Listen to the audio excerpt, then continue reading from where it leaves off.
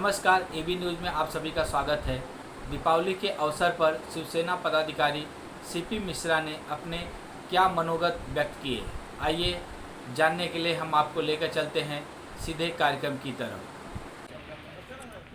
पांडे जी ने जिस तरीके से बोला है, इस सच में समाज को ज़रूरत है। एक संस्था की ज़रूरत नहीं है, ये पूरे समाज को ज़रूरत है।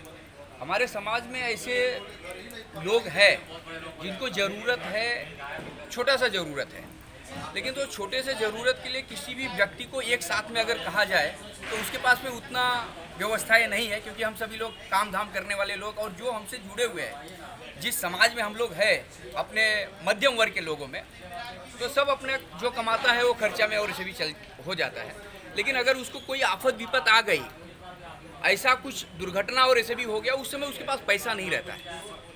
अब वो किसके पास जाए तो फिर ब्याज पे लेगा पैसा, और फिर वो रिटर्न करने के लिए अगर उसके पास नहीं हो पाएगा तो प्रेशर आएगा। प्रेशर के बाद में फिर मानसिकता होगी, फिर हम आपस में जिससे लेन देन हुआ रहता नहीं कर पाता तो आपस में झगड़ा हो जाता है, सब ताना बाना जो हमारा रिलेशन रहता टूट जाता है, बिखर जाता है।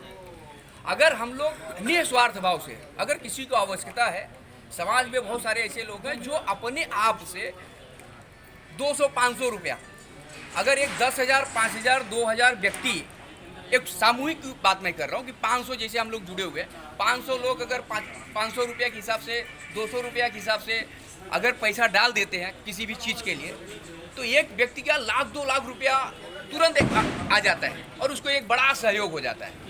तो उस विषय में पांडे जी चर्चा किया है। मुझे लगता है कि समाज के सभी व्यक्ति को इसके ऊपर सोचना चाहिए निस्वार्थ भाव से, क्योंकि संस्थाओं में ये हमारा आपका मानसिकता थोड़ा सा चेंज करना पड़ेगा।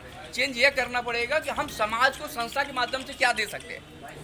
लोगों का सिर्फ इतना है कि हम संस्था बना लिए, कार्ड बना लिया, अध्यक्ष बन गए, 11 लोग सदस्य बन गए, हमारा बैनर छप गया और ऐसे भी होगा, 2-4 कार्यक्रम कर लिए, हमारा नाम हो गया और ऐसे भी ये संस्था नहीं चलती। बाकी समाज के संस्थाओं से हमको सोचना पड़ेगा कि दूसरे समाज की संस्थाएं समाज के लिए उपलब्ध कैसे करवाती है, उनको रोजगार कैसे देती है, उनको मजबूती कैसे प्रदान करती है। वो मजबूती के लिए जब हम लोग ये सभी सामूहिक रूप से अगर बल देंगे एक व्यक्ति को, समझ लीजिए आप बिजनेस कर रहे हैं और आपको 10-5 लाख रुपए की आवश्यकता है बिजनेस करने का, आपको हुनर तो बहुत है लेकिन पैसा नहीं है, तो आप क्या करते हैं, अपने हुनर को दूसरे के यहाँ पे जाके अपना पूरा जिंदगी आप खत्म कर देते हैं।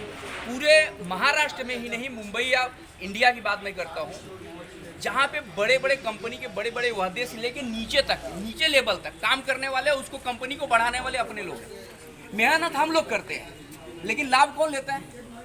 लाभ कोई और लेता है। तो हमको क्या करना पड़ेगा, ऐसे जो हुनर वाले व्यक्ति हैं जिनको आवश्यकता है फंड और एसएबी की, उनको हम लोग निस्वार्थ भाव से करें, या फिर ऐसे आवश्यकता जब भी होती है, कोई दुर्घटना और ऐसे भी निस्वार्थ भाव से 200-500 और ऐसे भी के हिसाब से करें, तो फिर शायद है कि धीरे धीरे चेंजेस हो जाएगा।